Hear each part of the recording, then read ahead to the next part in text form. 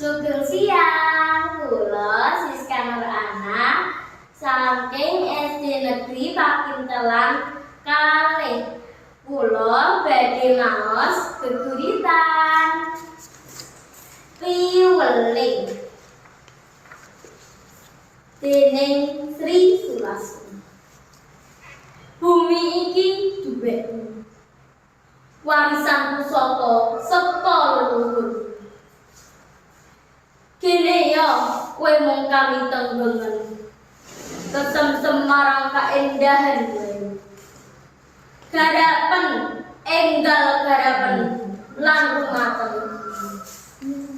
Ing kono bakal tilemu memandingking inten lan kencana. Go ganjur nyuwara jumlekur, gentau kumlotang ngumandang ing tawang. Aweh tengara cetha ngeblok. Awet kuwi wis kersane kang babar kowe.